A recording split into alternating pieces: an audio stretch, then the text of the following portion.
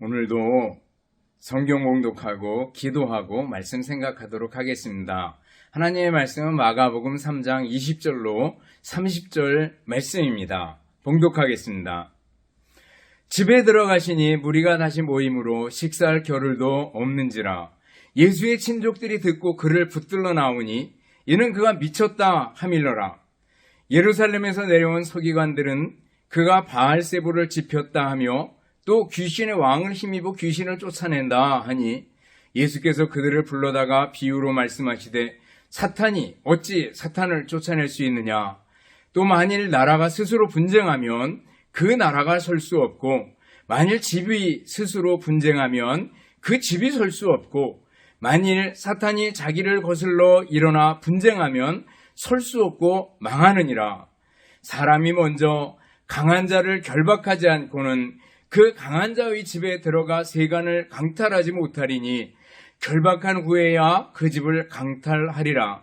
내가 진실로 너희에게 이르노니 사람의 모든 죄와 모든 모독하는 일은 사하심을 얻되 누구든지 성령을 모독하는 자는 영원히 사하심을 얻지 못하고 영원한 죄가 되느니라 하시니 이는 그들이 말하기를 더러운 귀신이 들렸다 함이로라.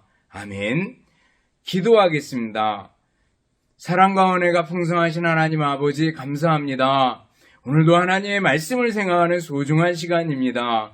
이 말씀들 우리들 마음밭에 떨어져서 아름다운 열매들을 결실하게 하여 주시옵소서. 예수님 이름으로 기도드리옵나이다. 아멘. 여러분 다시 만나서 반갑습니다. 주님의 이름으로 여러분들을 진심으로 사랑합니다. 또 한 주간 지나오면서 우리들에게 감사할 일들은 어떤 것들이 있었는지 한번 돌이켜보시고 감사할 수 있기를 바랍니다. 또 주님을 향한 진심에서 나오는 신앙의 고백이 있다면 나는 어떻게 주님을 향해서 신앙을 고백할 것인가 라는 걸 한번 생각해 볼 수 있기 바랍니다. 예수님은 우리의 왕이십니다. 왕은 다스리고 통치하는 일을 하는데 예수님의 만왕의 왕으로 우리를 다스리시고 우리를 통치하시고 우리를 보호하십니다. 여러분들 이 사실을 믿습니까? 오늘 본문을 보면 우리 예수님께서 우리의 왕이 되신 분이다. 우리를 다스리고 우리를 보호하시는 분이다라는 걸 잘 보여주고 있습니다. 예수님께서 얼마나 열심히 일하셨는지 식사할 겨를도 없었습니다.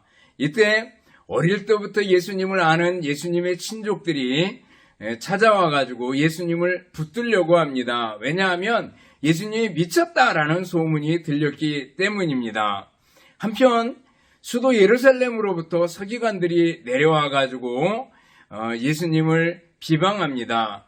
귀신의 왕 바알세불을 힘입어서 귀신을 쫓아낸다 이렇게 얘기합니다. 그래서 예수님께서 사탄이 어떻게 사탄을 쫓아낼 수 있느냐. 만일 나라가 스스로 분쟁하면 그 나라가 설 수 없고 만일 집이 분쟁하면 그 집이 설 수 없는 거 아니겠냐라고 말씀해 주십니다. 그러면서 성령을 모독하는 자는 영원히 사하심을 받을 수 없다라고 말씀하시는 걸 볼 수가 있습니다. 우리 주님 예수님, 우리 예수님이 왕이신데 오늘 본문에 보면 어떤 왕이시며 또 왕으로서 원하시는 것이 무엇인가라는 것을 잘 일러주고 있습니다. 예수님이 어떤 왕입니까? 하나는 섬김의 왕입니다. 예수님께서 사람들을 섬기셨다라는 거예요. 오늘 바쁘셔서 식사할 겨를도 없을 정도로 부지런히 사람들을 섬기시는 걸 볼 수가 있습니다. 집에 들어가시니 무리가 다시 모임으로 식사할 겨를도 없는지라 20절에 말씀하고 있습니다. 큰 병원의 유명한 의사들을 보면 그분에게 진단 한번 받아보려고 얼마나 오래 예약을 하고 기다리고 하는지 모릅니다. 줄을 서서 기다리잖아요. 예수님께 사람들이 몰려옵니다. 병자들, 또 병자의 보호자들, 또 구경꾼들, 호기심들, 예수님의 가르침을 받으려고 온 사람들, 예수님을 책잡으려고 온 사람들, 어린아이에게 축복받기를 원해서 온 사람들, 노인들, 젊은이, 별별 사람들이 다 꾸역꾸역 몰려와 있었습니다. 근데 예수님께서 식사할 겨를도 없이 그들에게 말씀을 가르치시고 천국의 복음을 선포하시고 병자들을 고쳐주시고 귀신을 내쫓으시고 하는 일들을 하시는 걸 봅니다.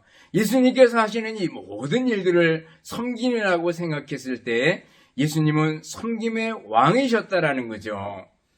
그 섬김에는요, 겸손이라는 특징이 하나 있습니다. 아주 겸손하게 사람들을 섬기고 또 섬기는 걸 볼 수가 있습니다.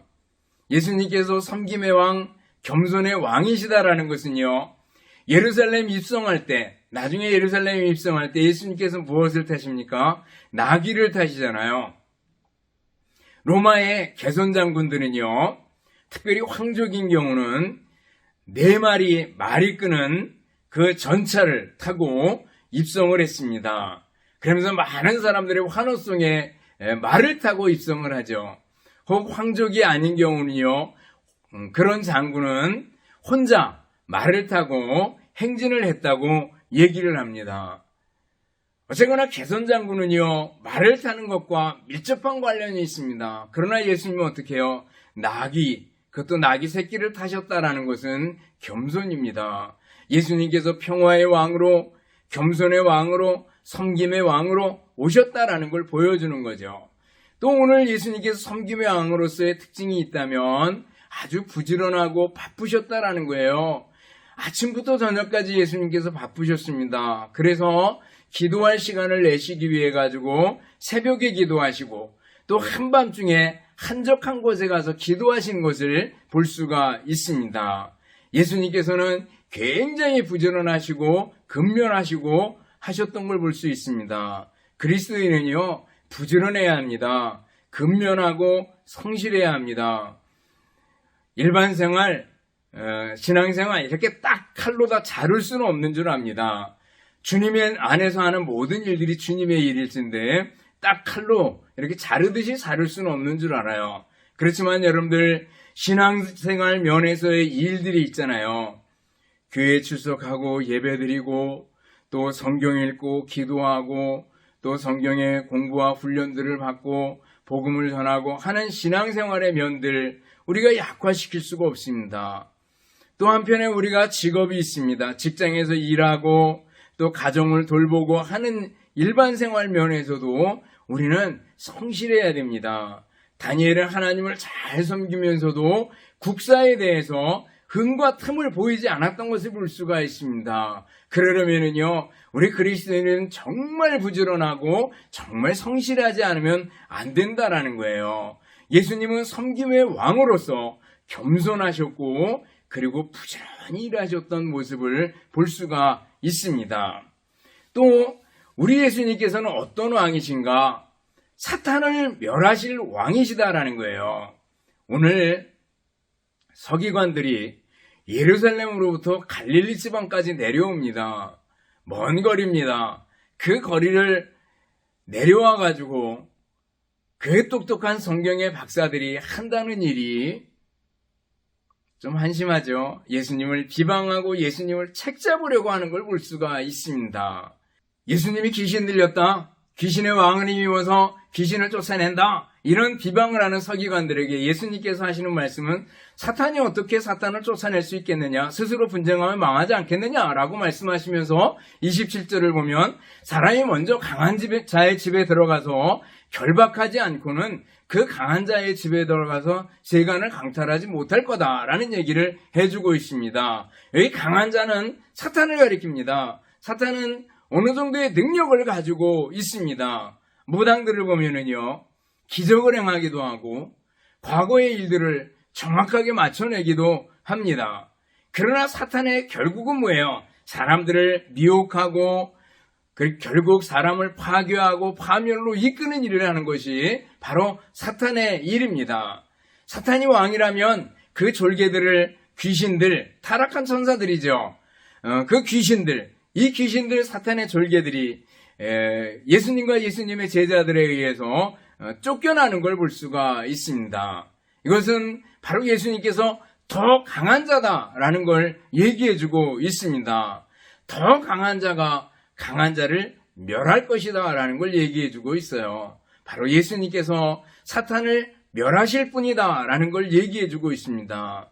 사탄은요, 예수님조차도 미혹하고 유혹합니다.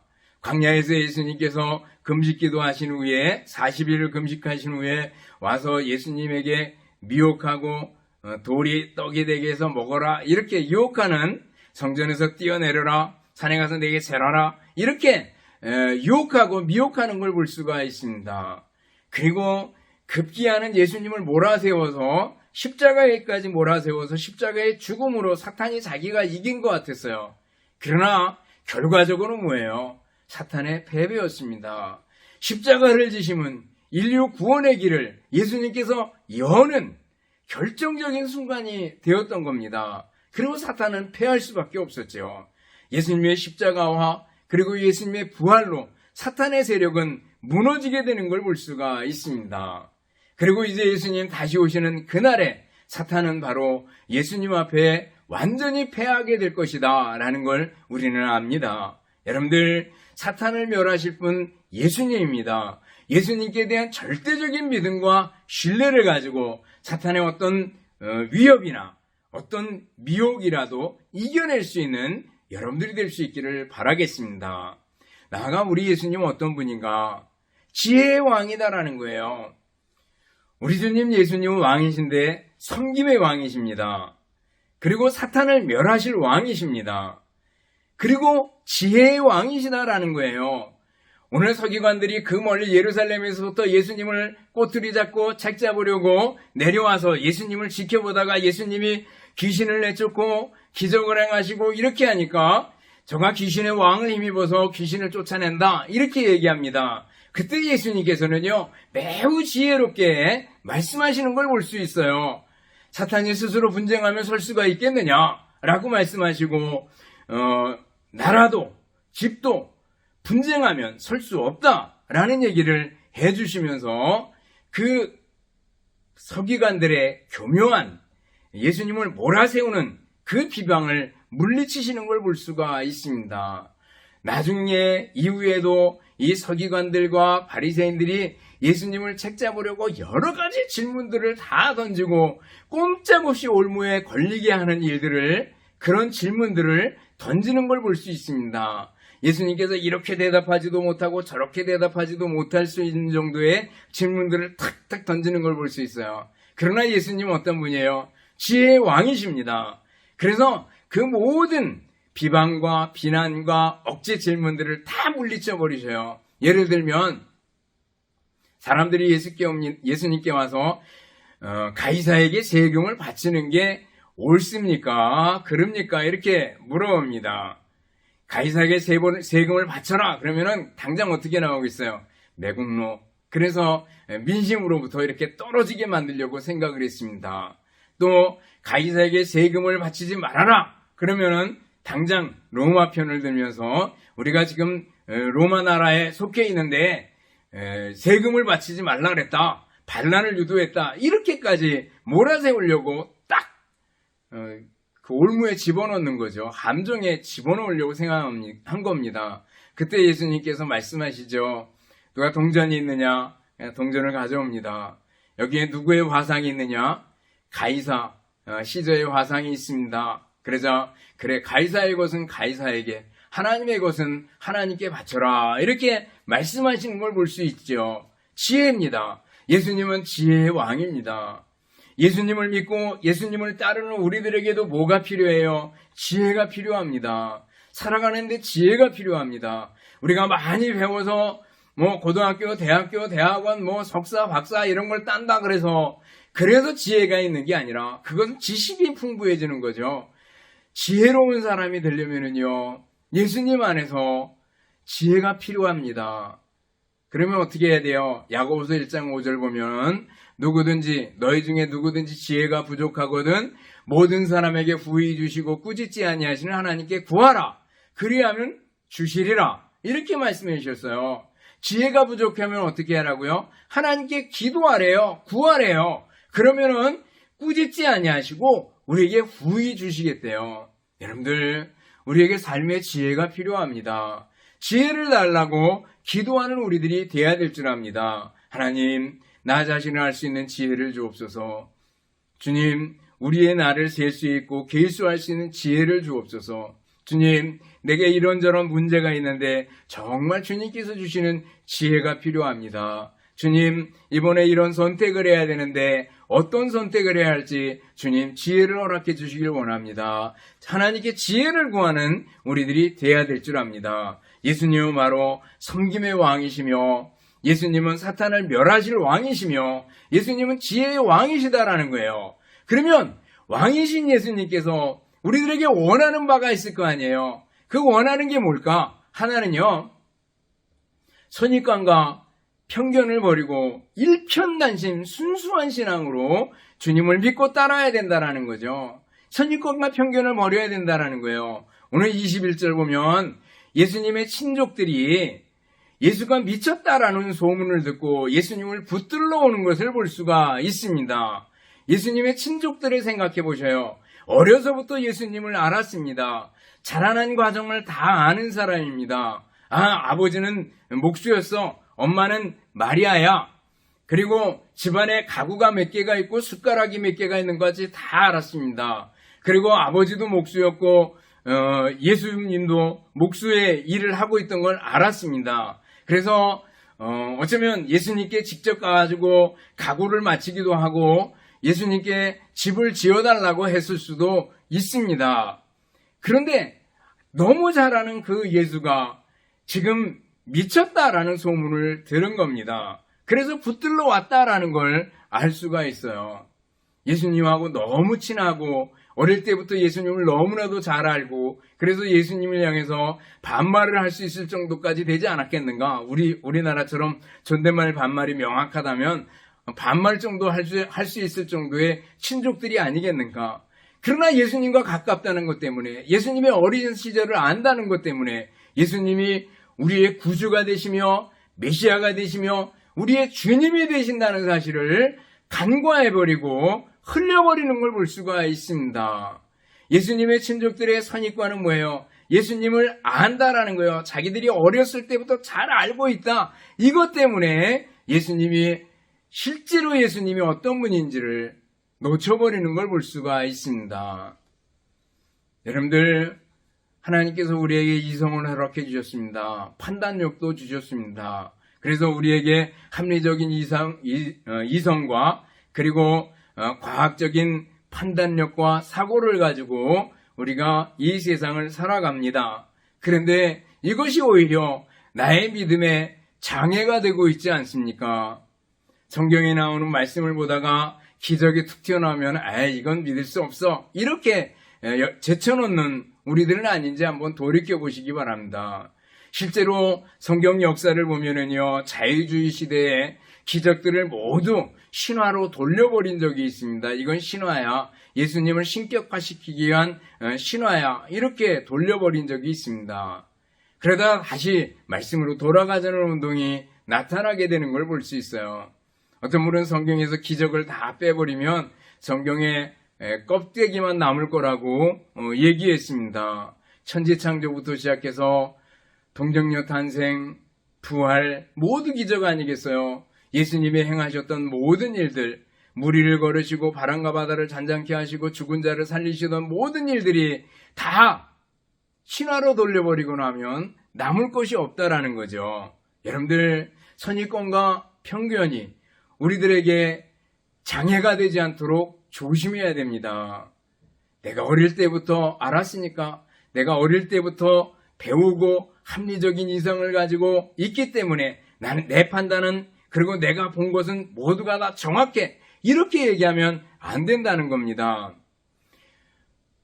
지난주에 동기 목사님들이 보내준 글 중에 프레임의 법칙이라는 글이 있었습니다. 거기 여러 가지 예가 나오는데 한 두 가지만 생각해보면 한 번은 미국의 알래스카에서 있었던 일인데 이 젊은 아내가 아이를 낳다가 출혈이 심해서 세상을 떠나게 됩니다. 다행히 아이는 목숨을 건졌고 홀로 남은 아이를 아빠 혼자서 애지중지 키웁니다. 어릴 때 아이를 돌봐주는 유모를 구하려고 노력했고 그리고 좀 더 크면서는 어떻게든지 아이를 잘 먹여보려고 생각을 했고, 또 훌륭한 개를 구해가지고 애 친구가 되고 애를 또 함께 돌볼 수 있는 그런 일도 했습니다. 그러다가 이제 사냥을 나갈 때가 돼서 어쩔 수 없이 그 아이를 혼자 두고 그리고 개를 놔뒀습니다. 그리고 개에게 지키라고 해놓고 자기 혼자 사냥을 나갔다가 오게 됐습니다. 그때 개가 막 달려 나오는데 온통 피투성이었습니다. 개가. 그래서 왜 저래지? 그러고 나서 얼른 방에 들어가서 보니까 아이가 보이지 않습니다. 그래서 개가 아가를 물어 죽인 줄 알았어요. 순간적으로. 화가 나가지고 총을 들어가지고 개를 쏴서 죽였습니다. 그리고 나서 바로 아이의 울음소리가 방 구석에서 쭈그리고 앉아있는 아이에게서 그 아이 울음소리가 들리는 거예요. 그래서 뭔가 잘못됐구나. 그러고 나서 개를 가서 살펴봤더니 개가 온몸에 물린 자국들, 상처 투성이가 됐습니다. 그리고 나서 핏자국들이 여기저기 흩어지는데 저 구석에 늑대 한 마리가 이렇게 누워있는 것을, 죽어있는 것을 볼 수가 있었습니다. 이 아빠의 생각에는 개가 아이를 물어 죽였다. 그 상황, 단순하게 그것만 보고 개를 쏴 죽였는데 정말 충실한 개를 쏴 죽이고 말았다는 겁니다. 여러분들, 우리들의 판단이 옳은 것 같지만은 한 번 더 생각해 보면 그렇지 않을 때가 많습니다. 또 하나의 이야기가 있습니다. 어느 도시의 시장통을 거치면서 그 버스 한 대가 지나갑니다. 그 버스 한 대가 10,000원이고 사람들이 많았습니다. 저마다 그 시장통을 이렇게 지나가는 버스이기 때문에 보따리를 잔뜩 싸들고 사람들이 타고 그리고 흐뭇한 미소를 가지고 왁자지껄 떠듭니다. 근데 갑자기 아이 하나가 웁니다. 칭얼칭얼대면서 계속 보채고 계속 우는데 엄마가 달래도 계속 울고 어떻게 해도 하지도 못하고 그냥 계속 웁니다. 그래서 조금 참다 사람들이 슬슬 화가 나기 시작했습니다. 그래서 항상 먼저 말하는 사람들이 있잖아요. 아줌마, 애기 좀 달래봐요. 버스 전세 냈냐? 이봐요 아줌마, 내려서 택시 타고 가셔. 이렇게 얘기하다가 정말 짜증나, 정말 막 이렇게 하면서 투덜투덜댑니다. 그래도 아이는 계속 울고 보채고 합니다. 근데 엄마는 아이를 그냥 안고서 어쩔 줄을 모르고 지나갑니다. 그러다가 어느 정도 지나간 다음에 버스기사가 갑자기 버스를 멈춥니다. 그리고 버스에서 내립니다. 사람들이 의아했습니다. 이 버스기사가 도로 옆에 있는 가게에 들어갑니다. 그리고 그 가게에서 이만한 막대사탕을 하나 사들고 들어옵니다. 그래서 아이에게 건네줍니다. 아이가 그 막대사탕을 먹고 그리고 나서 잠잠해졌습니다. 그리고 버스가 출발했습니다. 얼마 있다가 그 애기 엄마와 애기가 내리게 됩니다. 그러면서 그 엄마가 정말 고맙다고 손등에다가 이렇게 손을 얹어서 표현을 합니다. 그리고 아주 허리를 굽혀가지고 기사에게 아주 감사하다고 표현을 하고 내립니다. 그 수화의 표현으로 감사하다라는 표현을 하고 내리는 걸 보았습니다. 사람들은 아무 할 말이 없었습니다. 버스 기사는 그 여자분이 내려서 아이를 안고 내려서 가는 동안에 멀리 가는 동안에 잠시 멈춰서 그 길을 쳐다봤습니다. 거기 탔던 모든 사람들은 얼마나 마음속에 부끄러웠는지 모른다고 얘기를 합니다. 빨리 갑시다 라고 말하는 사람이 한 사람도 없었다는 겁니다. 여러분들, 선입견, 이성적인 판단, 합리적이라고 생각했던 견해들, 내가 경험한 것들, 이것들이 선입견과 편견으로 굳어져서 오히려 진실을 보지 못하는 경우들이 있습니다.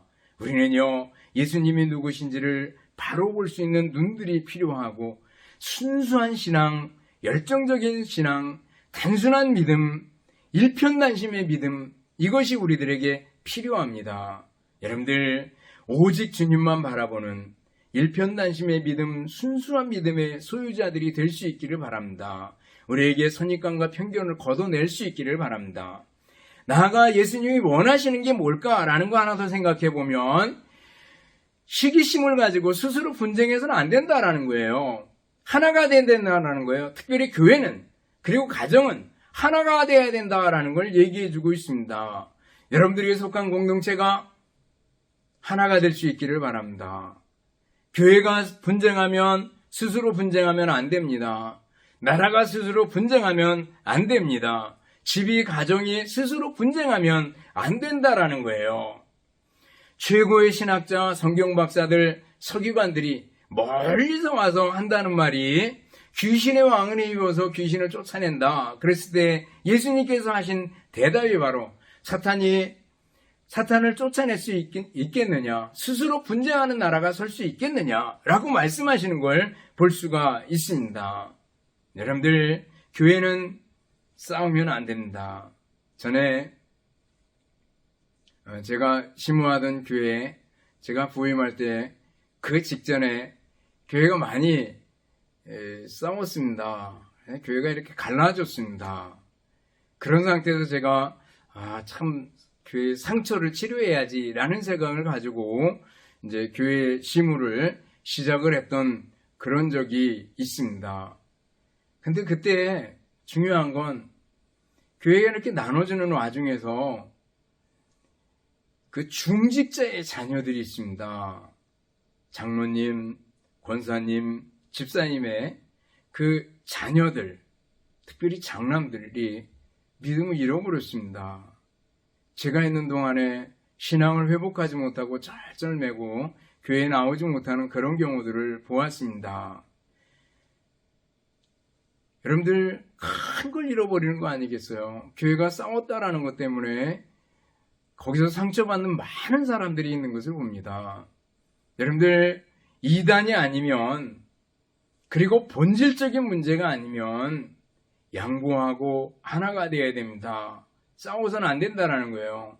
여기서 다시 한번 우리 주님께서 원하시는 것은 하나됨이고, 우리들이 해야 되는 것은 동역자 의식을 가지고 동역자 자세를 가지고 일하는 겁니다. 다시 한번 말씀드리지만 동역자가 된다는 게 참 중요합니다. 그러면 같은 곳 예수님 바라보고요. 가정도 교회도 마찬가지입니다. 예수님 바라봐야 합니다. 서로 종이 돼야 됩니다. 서로 섬겨야 됩니다. 나는 무익한 종입니다. 서로 존중하고 존경해야 됩니다. 나보다 남을 낮게 여겨야 합니다.